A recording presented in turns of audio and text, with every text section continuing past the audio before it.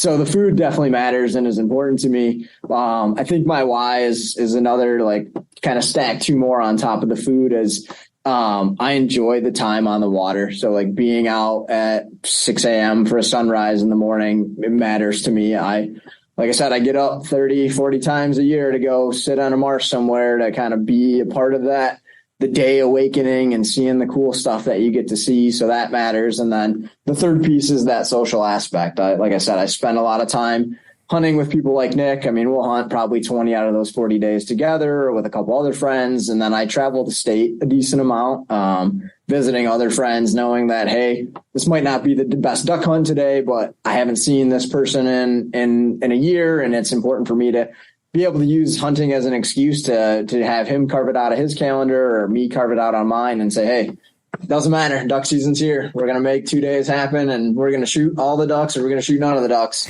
but we're going to carve 2 days out of this year and get to visit and hang out and kind of catch up on life. This is the Aptitude Outdoors podcast, where we interview travelers, explorers, and outdoorsmen and women to bring you the best tips and stories from around the world. All right, everybody, welcome back to the Aptitude Outdoors podcast.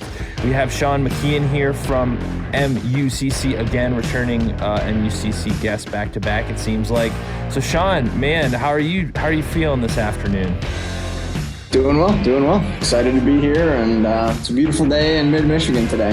Yeah, it's always a good day in Michigan, baby.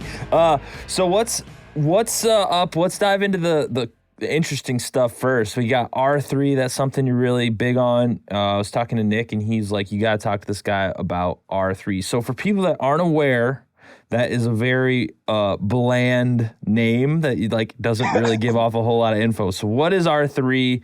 And we'll start talking specifics. Yeah, so my name is Shaun McKeon. I'm the education director for Michigan United Conservation Clubs. In that role, one of the things that I do for our organization is work on R3 projects. So for the world, R3 is recruitment, retention, and reactivation. And in MUCC's role, it's recruiting, reactivating, and retaining hunters, as well as anglers and trappers. And we dabble in the outdoor recreation side of things too, but our niche is that hunt, fish, trap community. And so the R3 projects that I work on are getting new people into that community, keeping people that are currently in that community, and then bringing some people back. They might have left for whatever reason, and trying to provide opportunities to help them connect, re-engage with the outdoors. So of the 3 R's, which one do you find the most difficult?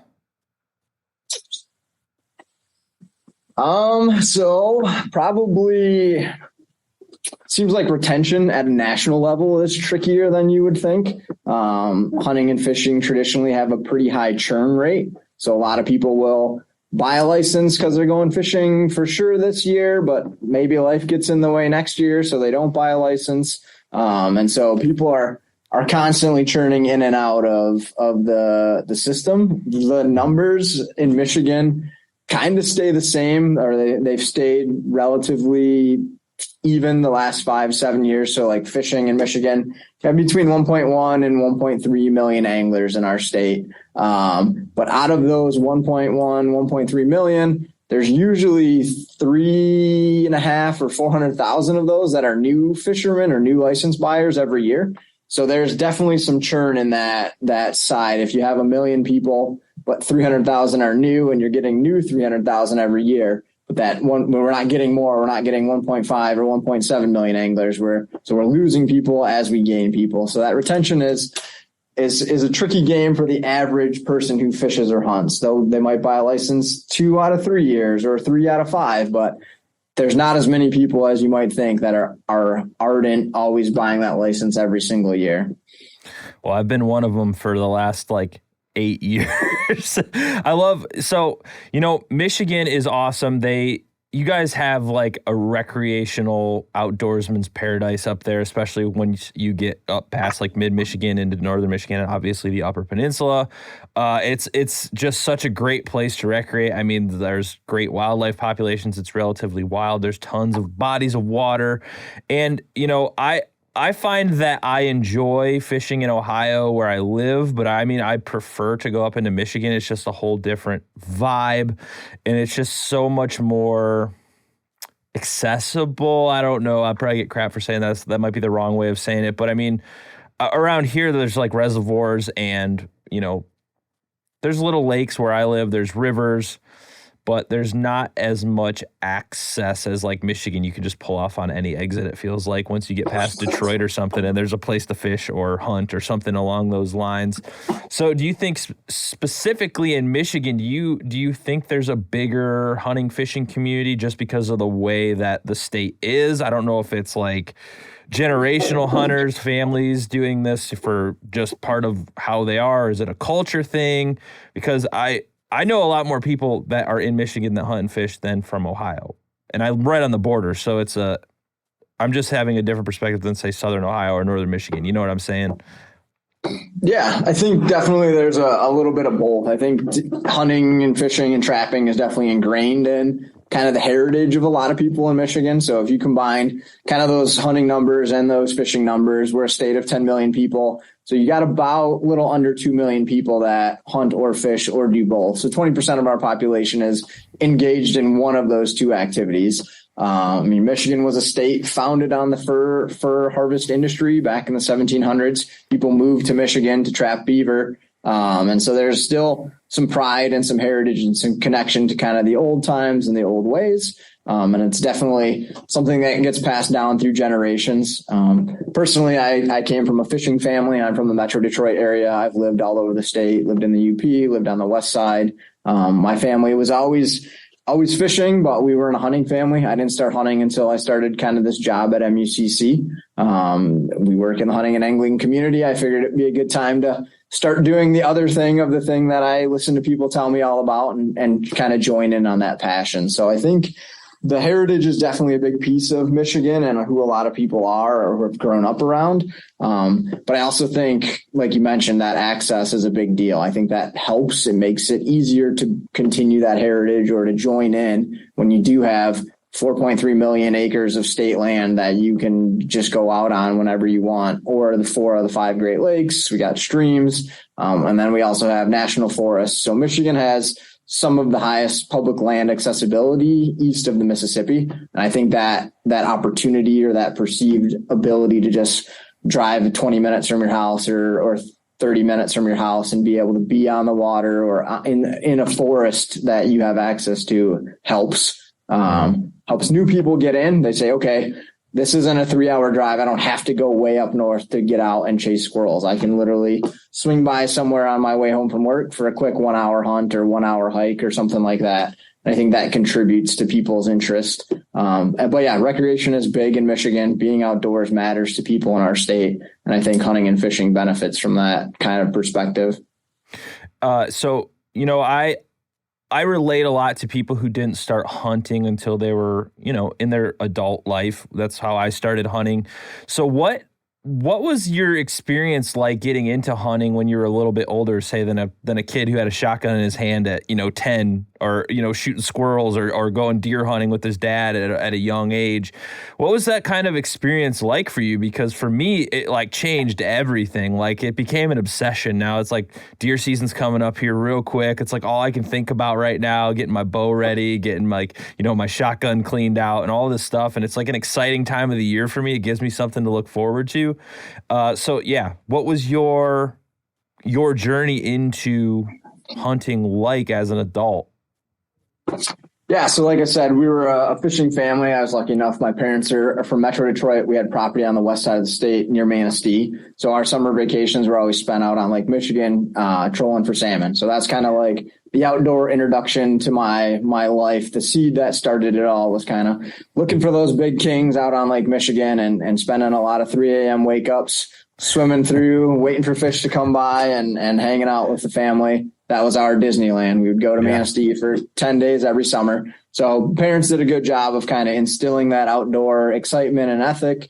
I went to Lake Superior State for undergrad. So my degree is in Parks and Recreation. So I've always kind of been in the outdoor world and I enjoy connecting people to the natural resources through activities and recreation. So the hunting, fishing side, when this job popped up, kind of made sense for me. But not being a hunter, being in an office with hunters and talking to 40,000 members who are hunters, I decided it was a little bit more kind of a targeted approach, right? As a 25-year-old, I could say, hey, I've listened to all these people tell me about all these different ways that you can hunt and all these different animals and all these different things. What do I want to get into? So it wasn't my dad hunts deer and turkeys, so I'm going to hunt deer and turkeys or whatever. I can kind of choose as an adult, do I want to get into everything or do I want to try to get good at something, and what kind of calls to me? And so those are the kind of thoughts you work at a nonprofit, you can't do every hunting that it's out there on the planet. You got to figure out where that budget can stretch and get to. And so growing up on the water, being a water guy, I decided waterfowl was going to be what I started to focus on. So, of course, I decided to pick the most expensive type of hunting that you can do. And, and I jumped right in feet first. But because I picked that, no one in the office really duck hunted at MUCC. So we had a lot of deer guys at that time, and a lot of turkey guys, and there's a couple bear guys running around. But I didn't really have that easy, hey, I work at a hunting fishing organization, but I didn't have a mentor just in the cubicle next to me. So I spent a lot of time doing it wrong, learning by myself, doing it the hard way. Just, this is a body of water. I saw a duck on it one time. Let's go duck hunt it 3 days in a row and see how we do, kind of deal. So it was more difficult as an adult, and a lot of adult onset hunters kind of run into that, not knowing who to necessarily ask or how to get connected. And so they do have that trial and error phase. And I definitely made a lot of errors in the early couple of years. But being that MUCC represents 200 clubs, there's duck clubs that we represent too. So I was lucky. I plugged into a couple local clubs, started meeting some of the older guys, and they're like, okay, hey man, where you're looking at hunting hasn't been good for 20 years. So like you're like finding a couple mentors that kind of share some spots or teach you some stuff. And then as new people came on at MUCC, I'm like, hey, that deer hunting stuff, that's cool, but duck season is 105 days. You can chase geese in Michigan. You got 60 days to chase ducks. So after you shoot your deer, come on, duck hunt with me. And I've started to convert some people, and we got a little group now here in the office. I took Nick on his first duck hunt, and started to kind of build my core. Now we have like a waterfowl camp and stuff like that too. So it's been that community building for me is kind of why I enjoy the waterfowl aspect, because it's different. It's more of a social type of hunting. Deer hunting's that time alone in the woods where you can reflect and have your quiet time to yourself. But duck hunting, you get 3 or 4 buddies in a blind with you. You have fun in the morning. You're making fun of each other for missed shots. You're connecting. And there's a lot of times that duck season, I see people that I don't see the rest of the year just because of life. But you can kind of bring that 60 days as time to see friends, put some meat in the freezer, spend some time on the water, challenge yourself physically in 10-degree water with 50-mile-an-hour winds while it snows. And so there's a lot of aspects to that. And so, yeah, waterfowl is kind of what I first jumped into, and that's what I'm most passionate about. So I spend 35, 40 days a year chasing ducks and geese around Michigan. I've never met a person whose first hunting experience as an adult was duck hunting. That's like very interesting, because it's like the common ground is like the most people probably hunt deer. If I had to make a bold statement, absolutely. Yeah, like the most people are out there hunting deer. So the easiest thing to get into, which I got into at 25, was hunting deer. And, now I'm addicted to it. And like you said, it can be insanely expensive to try and like cover the gamut of all the different types of hunting. Like I started like deer hunting, you need a gun of some sort. If you really get into it, you're going to want a bow of some sort, because your season's just like exponentially longer, which is great. I highly recommend it. It gets a new but you have to practice shooting. You have to practice, learning how to use a bow or a gun or whatever. You have to get accurate with it. Duck hunting's no different. It's a completely different style of shooting, and the gear's different. And it's like people watch Meat Eater, and it's an amazing show, and they see these people doing everything under the sun. It's like that can just suck your whole bank account dry. And because that's me. I'm ADHD about all this stuff, man. Not only am I into just outdoor recreation in general, but hunting. It's like I got to be careful, because I'll just go down a rabbit hole and just get sucked in. And I'm like, why don't I have any money left? What have I done? So I'm sure you're well aware of that, as you just said. One of the things I want to touch on, this is going somewhere, I promise. My favorite term I've started hearing since doing this podcast is adult onset hunter, because it sounds like you have like a diagnosis, like, adult onset hunting, man. And it is a diagnosis. It's like the best diagnosis you could get, because I feel like when you're mature enough as an adult to get into this, it's something you can pursue. And I feel like you're going to be a lot more patient, whereas you drag a kid into the woods, they're just like, I'm so bored. Because there's no argument. It can be incredibly boring. Like to sit in a hunting blind for 5 days and there's nothing comes by. Like that takes a lot of like preservation, determination to do something like that. So that term always struck me as funny. But I think do you find on the recruitment side of things that it's easier to get adults in or harder?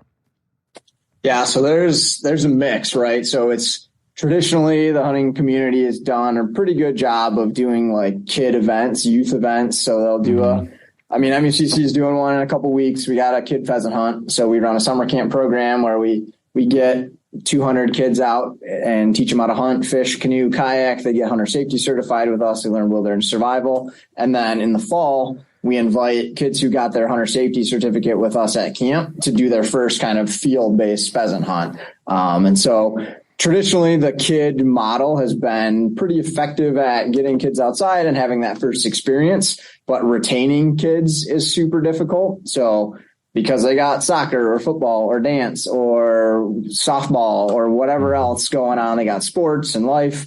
And so the kids are great to do. You're planting the seed. You want to give them that opportunity, help them get hooked, help them fall in love. But like you said, if a kid has one really, really boring hunt or one really, really boring fishing trip, and he's like, hey man, that was awful. I was so bored, or I was cold, or I was hungry. It only takes one real bad experience to kind of wreck that kid for a long time. Mm-hmm. And so the kids are the long game. They're the future licensed buyers. You want to plant that seed and help them enjoy the outdoors, but they're not going to be able to be retained right away like an adult. So you get a 25-year-old, he has a good learn to hunt weekend, gets out, meets some new people, has an experience that's outside, and they can be hooked right away. And they can make the decisions that say, hey, this was awesome. I'm going to go right now to the sporting goods store and buy some camo, or I'm going to go right now and buy a fishing pole or a gun and start doing this on my own. So the adults who fall in love with it or get the bug are much easier to retain because they have that ability to make those decisions. But it's harder to get the adults on the early side. So kind of recruiting that adult, convincing someone to, hey, give up your weekend where you have family responsibilities or you got other stuff going on, come to a Learn to Hunt program and let me show you why I care so much about this lifestyle or why this matters so much to me. That initial hook takes a little bit more. But where a kid, you just say, hey, kid, this is what we're doing this weekend. And they don't have a choice because they're 12 or whatever. So, but once you get an adult, they're instant licensed buyers. They're instant purchasers. They're right there and there. And if you do it right, they're probably going to be hooked for life. So there's kind of two sides of that. The kid side is important, but it's a different kind of longer game than kind of that right away, immediate adult that turns into a hunter or an angler right off the bat. Do you get a percentage of hunters that are, say, in the older range, like maybe like 40 and up? I mean, is that a demographic? What's that demographic look like? I don't know what kind of numbers you keep on that, but it seems like a lot of the people that I know that are getting into hunting as adults are in their 20 to 30 range. I don't know anything about the older adults that are maybe getting into this. Yeah. So like I said, MUCC has kid focused programs. That's kind of our original bread and butter. We've been running that summer camp for 77 years. So we do family learn to fish programs, kid learn to hunt, running that summer camp. But we also partner with other NGOs around the state. I sit on an R3 kind of brain trust with Turkey Federation, Michigan's DNR, Pheasants Forever are kind of the other three most active groups. And we put on learn to hunt programs for 18 and up. So that's targeted at that kind of It says 18 and up. We kind of advertise and market to that 25 to 35-year-old group because they're kind of that new young professional, maybe in a new city, trying to either restart that fire that they had, like all handed when I was a kid, went to college, got away from it, don't know how to do it anymore. But in those programs, whether it's learn to hunt turkey or wing shooting, we do get a pretty good turnout. Probably 20% of the people that come to those programs are probably 55 and up. A lot of those people are kind of on I hunted for a little while and then I had kids and then I had family and work and now I'm on the way to retirement, or my kids have moved out of the house and they're kind of getting back into it because they have their opportunity and their time is freeing back up. They're not dragging kids to soccer practice every Saturday anymore. So they maybe want to go out and rekindle that turkey season that they remember when they were 20, kind of before life. And so they're kind of that reactivation side. So a lot of people who used to do it, life was being life for 20 years and now they want to get back into it. Or, I always thought it was cool. My grandpa did this and I always thought it was neat. And I never just really took the leap. And now I'm looking for a new hobby because I have some time. And so those are the kind of people that'll join us to start new when they're 55 or 60 years old and just saying, hey, I've sailed and I've done backpacking or I've kayaked and canoed a bunch. So I'm familiar with the outdoors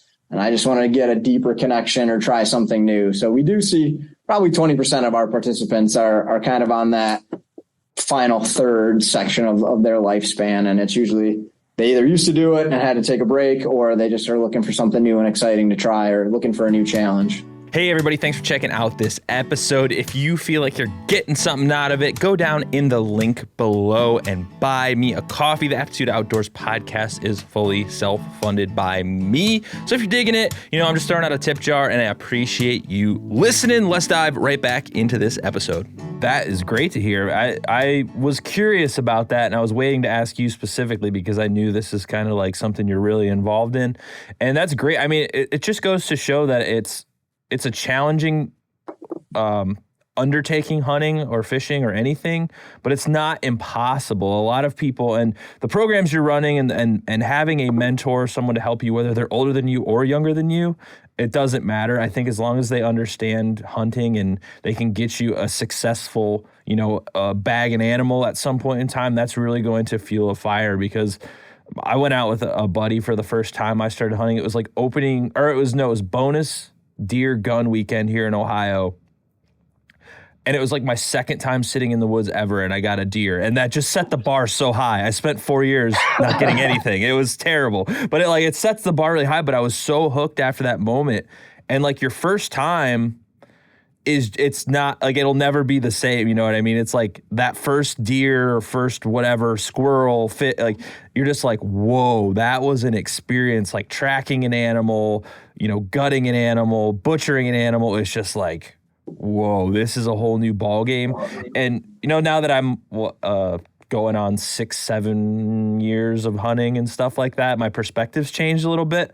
And my thought on hunting and the ethics of hunting have changed and gone down a bunch of different paths because this is the stuff I think about all the time. I don't know why. It's just how my brain's wired. But I would love to say that, I do it for the thrill of the hunt, or I love being outside, or, I like studying animals and their habitats and their ecology and all of this stuff. I mean, I love all of that stuff. Don't get me wrong. But at the end of the day, the food is great for me. I mean, getting a deer in the freezer for my wife and I is great. Like it's a huge thing every year. It's like something I look forward to now. And I don't know about you. Where do you fall on that line? Like everybody, like the popular thing to say is to talk about the food is so important. Unfortunately, that's where I fall just naturally, and I feel like everybody's like bandwagoning, and I feel that way too. But it really is like that's what I subsist off of for a lot of the year is deer meat. I still have to buy food at the grocery store, obviously, but like that's my ethic is like if I kill this thing, I'm gonna eat it. Like that's where I naturally landed on this. But where does you don't have to align with that, obviously. It's your own opinion on that. But where do you fall as an older hunter who got into it when you're older, where do you fall on like why you love to do it? Yeah, I think probably a couple different buckets. Obviously, the food's important to me. I like duck. I got good goose recipes. I'm confident and I enjoy cooking that. I really like to share what I harvest and kind of get new people connected, or like my mom doesn't hunt. So we always do duck for Thanksgiving because we're a small family. So it's like a special treat for people when I share with that. But I'm also not filling freezers full of duck. Like, there's not a lot of meat on ducks compared to deer or bear or something like that. So the food definitely matters and is important to me. I think my why is another, like, kind of stack two more on top of the food is, I enjoy the time on the water. So like being out at 6 a.m. for a sunrise in the morning, it matters to me. Like I said, I get up 30, 40 times a year to go sit on a marsh somewhere to kind of be a part of that, the day awakening and seeing the cool stuff that you get to see. So that matters. And then the third piece is that social aspect. Like I said, I spend a lot of time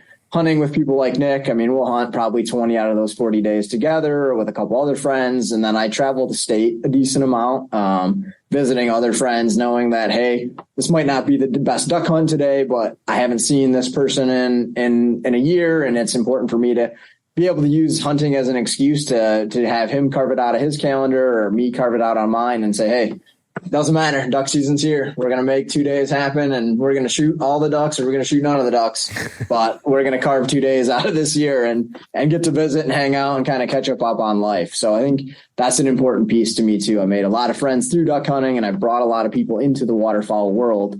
And so those are probably my big three, just like time spent with friends, being there, just being part of the environment. And then, I like to eat ducks too. So it's important to shoot them and harvest them. Yeah, that's a thing that I really love. Even as much as I've never been a morning person, I hate getting up early. Like, but as soon as hunting season comes, or if it's like a day where I'm going to go fishing out on the lake or something, I'll get up. I don't care. It's like being there when the sun comes up is just like a whole different experience, especially when it's like the solitude of being on a river or a marsh or out in the middle of the woods. You just watch it come alive, essentially. And I've seen the most insane stuff like that the average person's never going to get to see that doesn't do these kind of activities. I don't care if it's hunting or whatever, like backpacking, whatever. I've had more cool outdoors wildlife experiences hunting than I've had anywhere else. I saw a tiny little coyote chasing a herd of deer one morning and off in the distance. It was like, what an aggressive little animal to like have the balls to go after a whole herd of deer. And it was just awesome. You like see fox running around. I've seen great horned owls just gliding over a field silently and just like catching a mouse or something. Like the insane amount of cool stuff you see out in the woods that you just don't get to see is a huge bonus. On top of everything else, if you're an outdoorsman or outdoorswoman, to see that stuff just rules. So like, that's always my message to people. Like, even if you don't want to like think you wouldn't like hunting, even just sitting in a tree stand once, you'll be like, wow, this is insanely cool. So with the reactivation side of things,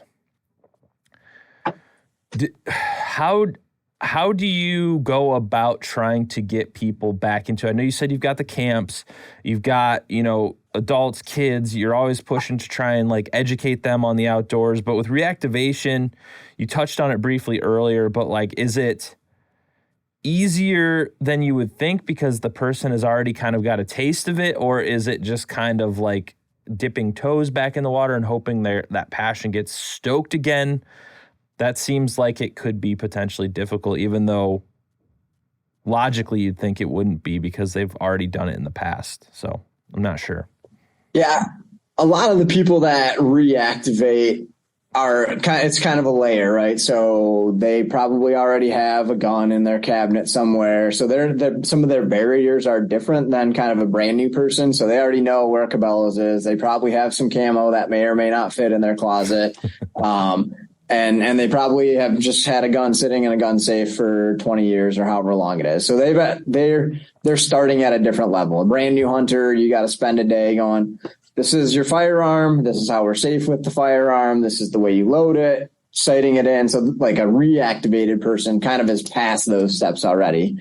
But you want to find out, and it's personal, it's different for everybody. But as an instructor or a mentor, you got to find out why they stopped doing it. The barriers that we run into the most are access lost, perceived opportunity. They don't think they're going to be successful, or they don't want to be and then time. Time's the number one, because that's why people stop, because they don't have time, or something else is pulling them in a different direction. So if you can address one or two of their top 5 barriers, that can kind of help get them reignited. You say, hey man, like, you stopped hunting because you moved to Lansing here in Michigan and you didn't know if there's any public land around. Well, welcome to 38,000 acres of public land around the capital in our state. You just didn't know where to look, but here's a map and these are the places that you can go. And if you can remove that barrier, that might have been the only thing that was keeping them, is they didn't have that drive to go find it. You can't replace anybody's time. I can't tell you that hunting is more important than Big Ten football on Saturdays. That's a personal decision that they have to make.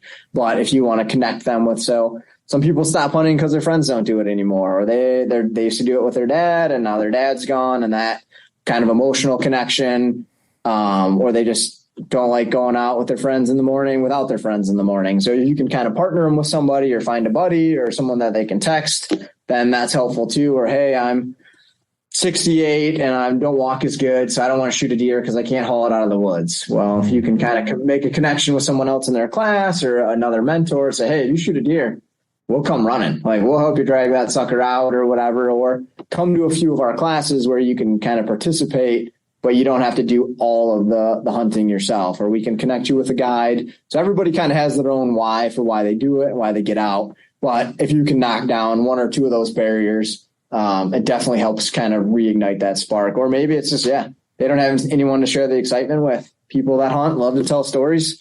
And if there's nobody that wants to listen to your story, then maybe you're not into it anymore. So sometimes all it is just listening to people tell you about their why or about their how. So yeah, that makes a lot of sense. A lot of those issues I never even thought of, and that can be, even now to me, the access of knowing where public land is. Like, around me, there's not as much as Michigan. Like, I'm not saying it doesn't exist, but it's just few and far between. Yep. And those places just get hammered, especially during gun season. Like, for me, that's a no-go. Like, I'm not going out to the public land by me in gun season.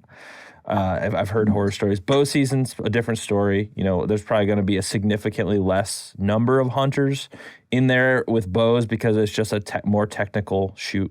It's a little more difficult. But, you know, a part of me that I struggle with a lot of this stuff is realizing that not everybody's going to be into hunting and fishing and the outdoors in general. Like, there are people who just won't step outside of an urban area because it's just their whole perspective on life is different. Like, I grew up in the middle of nowhere. I grew up in the woods. Like, to me, that's just like what I'm all about. I have no desire to move into a big city and explore the nightlife. Like, I could really care less about any of that if, like, that's the least thing that I'm excited about in life. So do you struggle with that on a personal level, even like realizing like we can't convert everyone? It's impossible.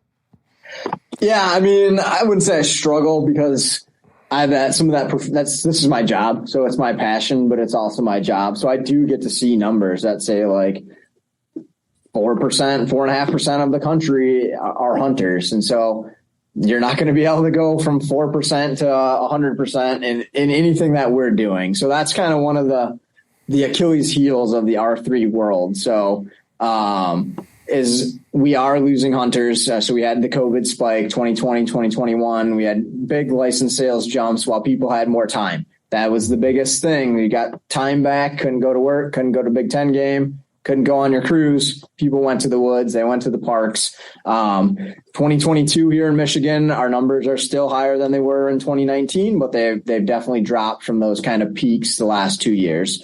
And so as age groups, demographics age out, so kind of you asked about the older people, 55, 60, 65 still doing it. There's a pretty sharp cliff at 72, 73. So there's definitely still people out there hunting at 73, 80, and a rare few in their 90s. But once you get into those early 70s, the license sales kind of cut and it starts to drop off. And so as the population transitions more into that 65, 70, 75 age and they start dropping out, we're not going to be able to bring in enough people to replace those people through these kind of one weekend a year, 15 people learn to hunt events, even with 4 organizations trying to do that. So you can't straight up replace every single person that leaves. And that's just kind of a realistic, that's in the hunting world already. So you got to try and bring in new blood and get new people interested. But like you said, there's a big chunk of the world out there that looks at hunting and fishing and like, oh, that's just a hobby. So if you're not, there's lots of people's hobbies that I'm not into. I don't golf. So like, I don't care what they're doing in the golf world.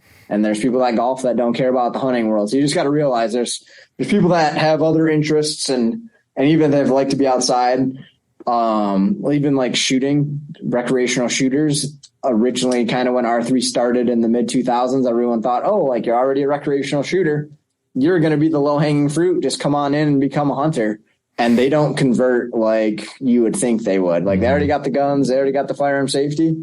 But a lot of recreational shooters love to just shoot, and they're not interested in hunting deer or chasing ducks. They just love pulling the trigger, and that's their recreation. And that still supports conservation. All that PR funding still comes from firearm sales and ammo, but they're not the kind of easy entry that people thought they were originally. So at the end of the day, it's a lifestyle and a passion for people like you and I, but there's also a lot of other people that, don't care about the outdoors and don't want to get in depth into it. They don't want to camp, let alone skin a deer and drag it out of the woods. So you just got to keep that in your mind. You can't convert everybody.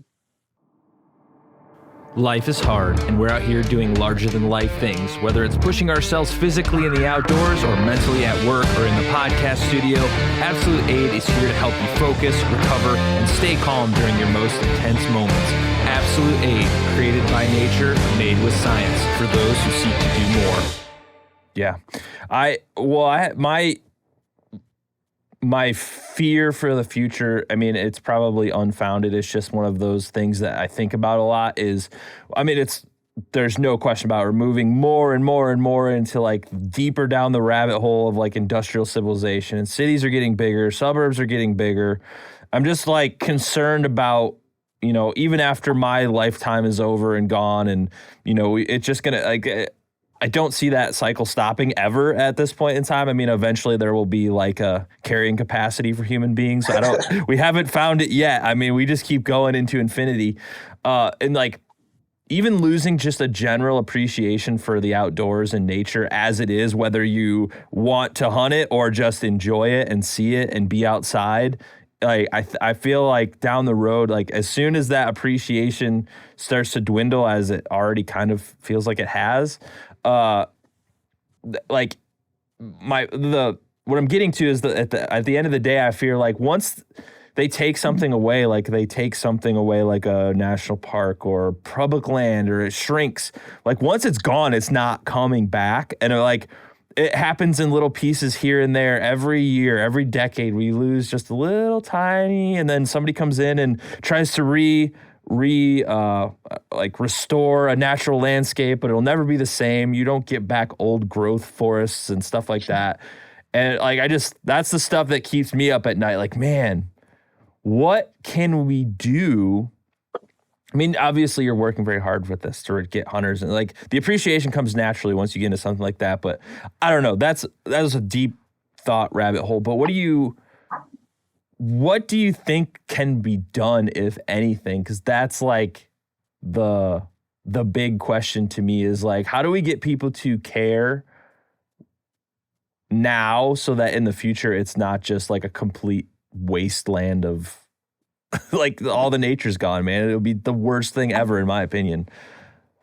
Yeah, there's again some layers there. I mean that's what MUCC does. It's our job to stand at the door and kind of defend the castle from outside, whether it's anti-hunters or anti-trapping. But yeah, their strategy is one at a time, whether it's bear hunting in New Jersey or hound hunting in the Northwest. They try to pick one thing, bang that door until it gets across the finish line. And so organizations like us on the policy side, I mean, that's what, if you join, your $35 membership goes towards, is kind of protecting against those things. But MUCC isn't a one-trick pony. We're not an individual just a species-specific organization we're working on. Commercial fishing, we're working on defeating the anti-hunters. We're working on, there's a big military proposed expansion where a military base in the Northeast wants to kind of expand 160,000 acres into public land and expand that footprint. So we're trying to make sure that process is on the forefront of people's minds to make sure we can protect that public land. Because once that access is gone, it's not coming back. It's going to get developed, like you said. And so it's kind of a death by a thousand cuts approach that we're, as an organization, always worrying about.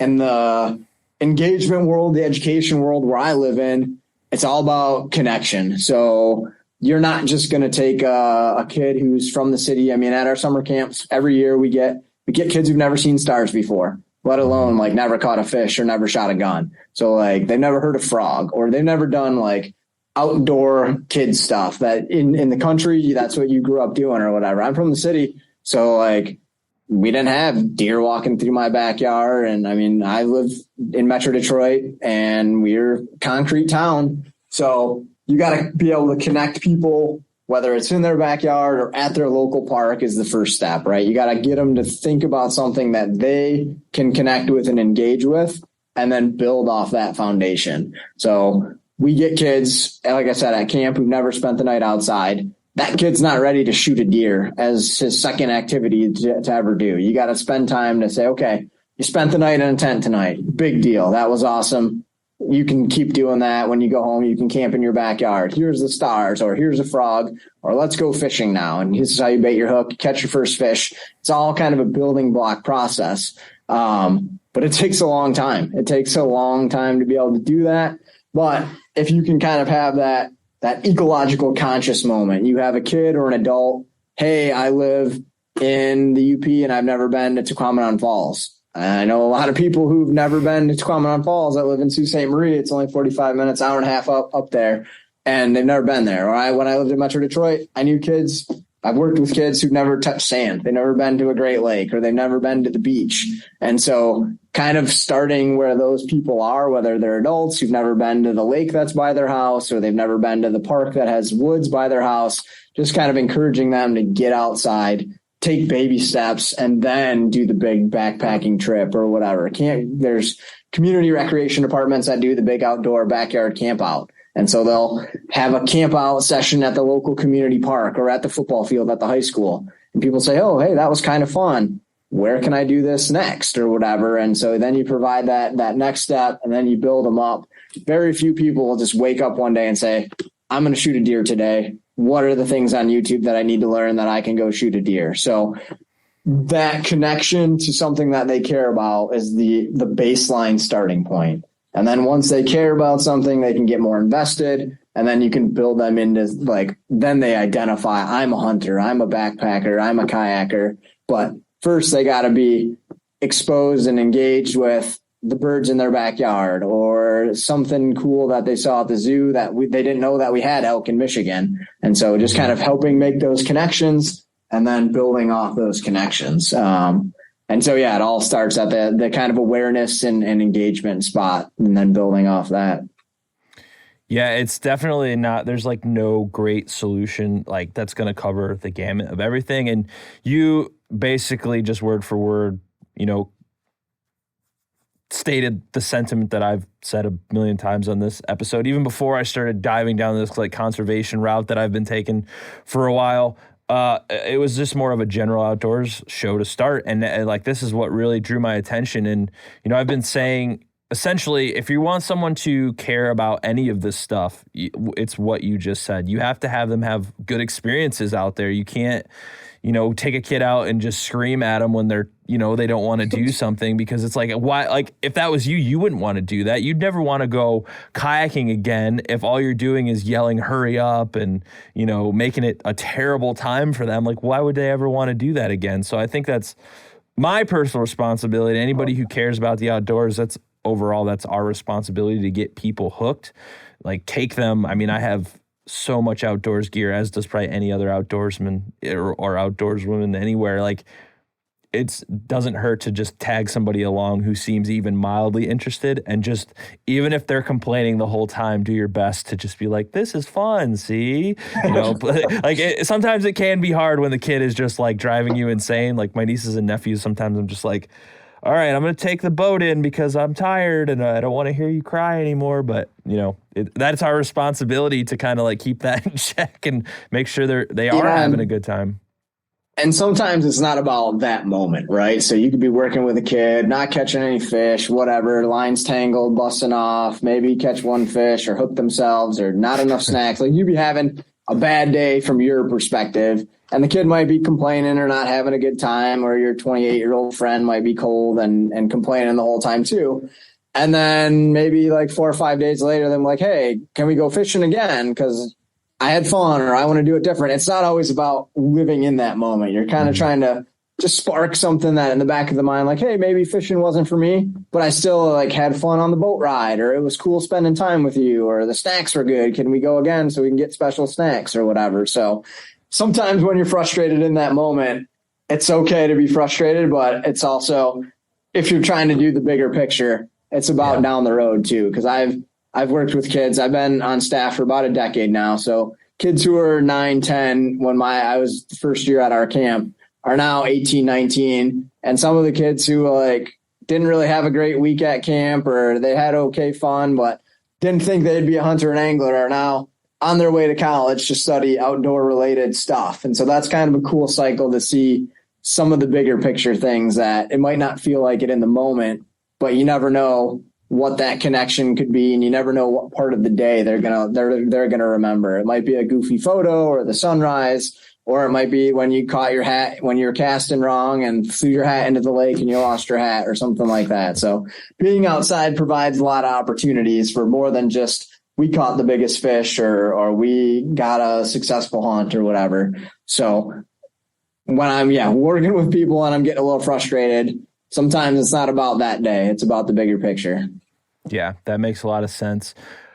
So I don't know how detailed the issue with the expansion that they've been talking about. I've been seeing it all over the internet, probably just because I follow you guys and I'm like with Nick on there, like posting about it all the time. What's the deal with that? Like why are they trying to expand this and specifically into public land? Is it just like the base and they're just looking for more room? And then on the flip side, like what action can the average person who may be opposed to this, like me or somebody that's not part of MUCC, like what action can they take to kind of go against this? Because I mean, again, losing more land is not a good thing in my opinion. Yeah, so I'm not the policy guy, but I got a base level knowledge of it. So it's outreach season, so I haven't been deep into it. But basically, Camp Grayling is a large military installation in Northeast Michigan. They are trying to work with the DNR here to expand the operationable area by 161,000 acres. So they're looking to expand that way because that's what surrounds the camp. I mean, it's kind of in northern Michigan forested area. And so all that public land is kind of what surrounds the camp. They're looking to expand in 3 out of the 4 directions from that camp. The National Guard, the Army, they're saying as modern warfare changes, the strategies and techniques of modern warfare are different. And so they're trying to do more cyber type warfare preparation. And so they need more space to get out from kind of like the main cluster of the base. They want to be able to get miles and miles away to test some of their new technological abilities. So their talking point is it's not, because right now, like going on right now is the 2 weeks a year where the National Guard all comes together and does like live fire training, and they're flying jets and helicopters and doing like their serious yearly war games.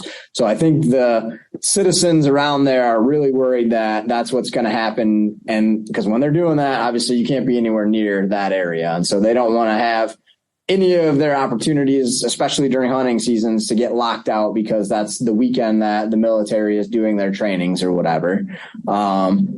Also, historically in Michigan, the military hasn't been a really good partner. The Air Force has been really dragging their feet on some PFAS cleanups, some water pollution that they've done kind of in that same area. And so people are pretty just leery in general of the military and the government and worried about like, hey, you guys have already kind of made some big mistakes on this side in regards to our health and our public waters and lands. Should we really let you have the opportunity to have another 160,000 acres that something like that could happen? So there's definitely some concern. The Department of Natural Resources is who manages that land. So they're the final decision makers on if it becomes a lease to the military. Another concern is I don't think the military has any funds to actually like lease it. They're just looking for more like permission but they're not going to like pay the department for the environmental review or all the staff time that it's going to take to kind of decide if this is a good idea or not. And so I think people feel like the military isn't being like a full partner. They're just saying, hey, you guys should give us this land so we can use it to do national defense stuff. And you guys should just be happy about it because it's national defense stuff.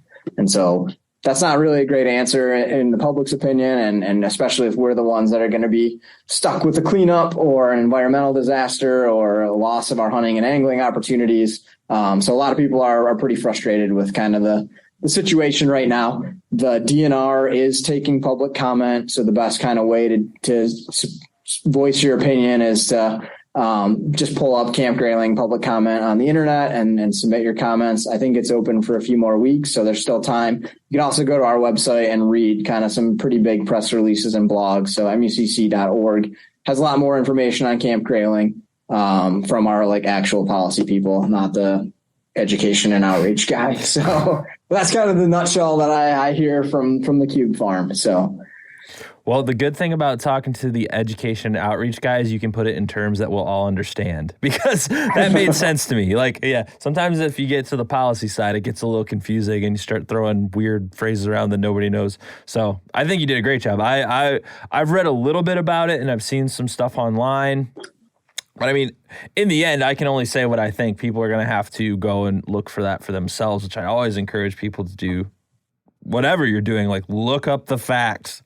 Don't just like listen to what people are telling you, you know? So yeah, go look it up. Go to our website. There's a bunch of links out there. And we obviously have an opinion. MUCC as an organization opposes it. So that's what our membership wants. That's how we operate. So that's us. But we also have some links that'll say this is why, or here's quotes from the military or whatever. So yeah, do your research. But yeah, that's never a bad thing to do. I absolutely agree. So as, you know, a guy who grew up in Michigan, talk about fishing a little bit. You know, I love fishing. It's a fun activity because unlike with hunting, I mean, you can target specific species. You can target deer, you can target ducks, you can target squirrels, you can target whatever you're going after, bear. There's nuances with all of that, but fishing is like its own world of just, there's so many fish, there's so many species, there's so many like little toys and tricks that you can buy. I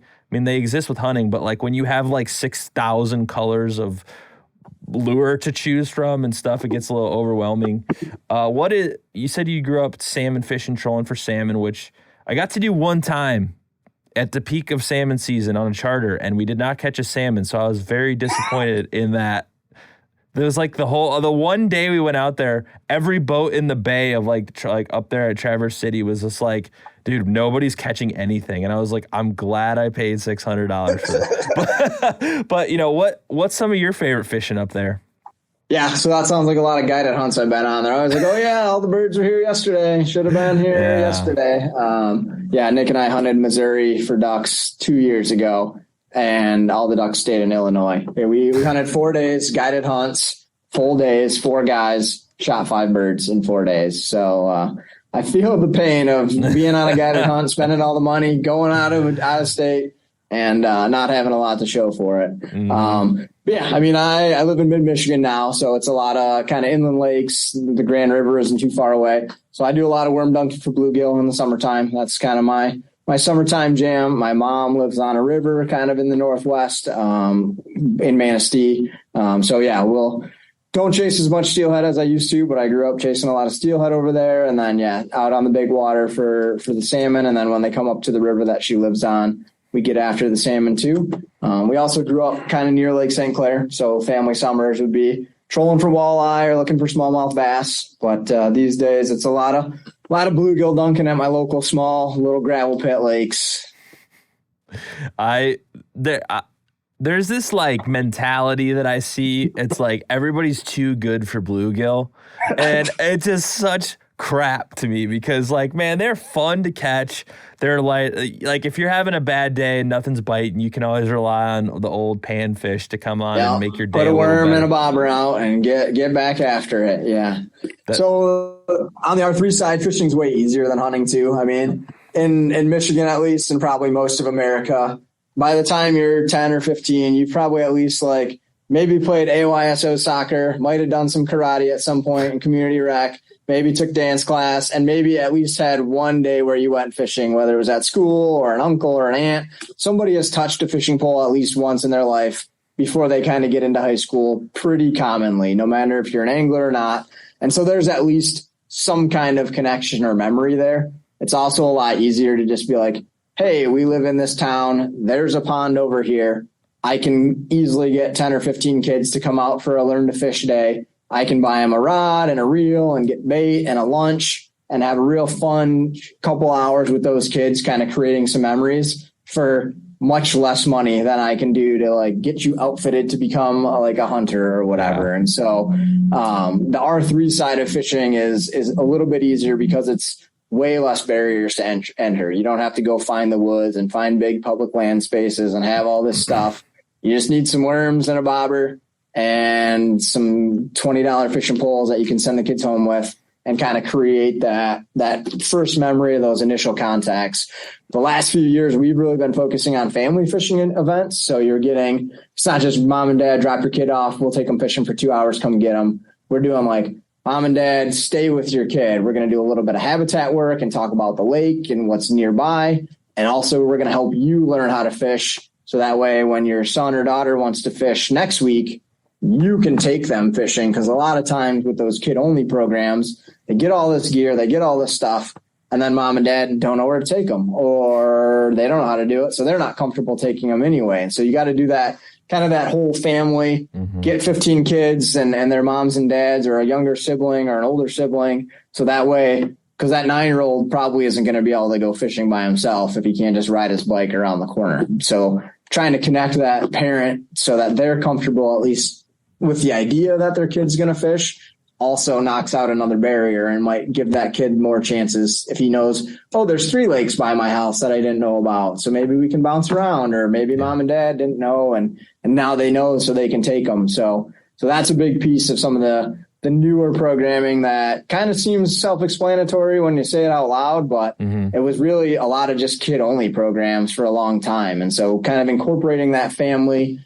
kind of knocks out that barrier for that young kid who wants to go fishing and is hooked. But then if his parents don't know or he doesn't have the gear, that's it. It's just a one-time event. So we want to try and extend that opportunity by getting the family involved. Well, that's my favorite thing about fishing too, is like you said, the access is just so, you can go anywhere and do it. You can go to a Walmart and buy a fishing pole. I mean, I've caught some of the biggest bass of my life on like a $30 like open face reel. Like you do not, no matter what the YouTubers say, who are all sponsored by all of these companies because they get 100,000 views because fishing is very popular, no matter what they say, you do not need a $300 bait caster to catch bass. You could have a Zebco and catch bass or bluegill and all this stuff. And that's, the barrier to entry is so low. And yeah, like you said, it's just so attainable for so many people. Even if you're broke, you could go get a $15 fishing pole and some worms. Like anyone can do it. It's a fun time, a good experience to be outdoors. But we're running close to time here, surprisingly. These podcasts have been going by really fast. So is there anything, that you're working on, personal, with work, whatever, that you're really excited about? Or is there any, kind of closing advice that you'd like to give to people, and or both, either one or the other? I don't care, whatever you want.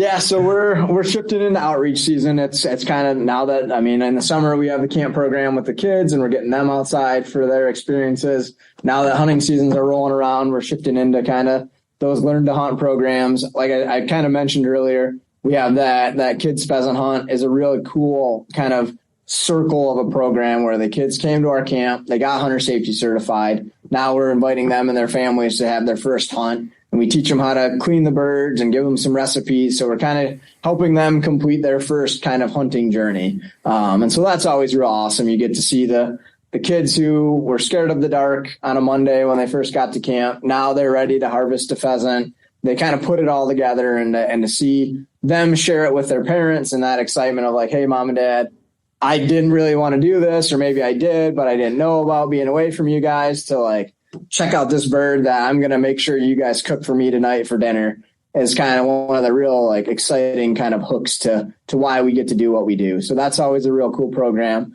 It's always neat to do the learn hunt programs with adults and meet people from all over the state or the region who want, and they're passionate. Like, I'm coming to this program because I want to be a better hunter, or I want to learn how to hunt. And so kind of getting to know those stories and those individuals can kind of lead to some cool friendships down the road, and also just kind of opening opportunities for people to connect with each other in the class or the instructors. So now that summer's kind of winding down, the fall's dialing up, and fall's the best time of year to be in our world. So definitely looking forward to crisp mornings in the duck marsh on the personal side too. So, all right. Well, Shaun, thank you so much. I'm very grateful for what you guys do. You're kind of like the defenders out on the front lines, kind of making sure people like me have a place to go have fun, essentially. And, you know, I think it's really important, and I would encourage people to, you know, not only visit your website and all that stuff, but also to just join, you know, and get involved with, no matter where you live. You don't have to, it doesn't have to be Michigan specifically, anywhere. And there's tons of organizations like MUCC out there that are doing good work. So get involved. And before we go, you want to let people know, you mentioned it a few times, but just the basics of where they can find more information. Yeah, so our main website's mucc.org. That's kind of where we post our blogs and have our events. Facebook page is also our pretty active world. The other thing that we do a lot in the fall, another pillar we have, is kind of our stewardship habitat pillar. So we also get volunteer groups out on public lands to do habitat restoration work. So that's a year-round program where we have people out on a Saturday building wood duck boxes or planting trees or pulling invasives or working on pollinator plots. So we're always posting what next upcoming event is. We have one 2 weeks here in August, just outside Lansing on the 27th. We're going to be clearing shooting lanes for handicap accessible blinds. So there's some handicap blinds that are out on the state game area, and we're going to be kind of clearing those lanes out to give them a better opportunity to see some deer and get those deer out of the woods. So we got lots of stuff going on, and you can find it out on Facebook or mucc.org. All right. Well, thank you so much, and keep up the good work. Appreciate it. Thank you.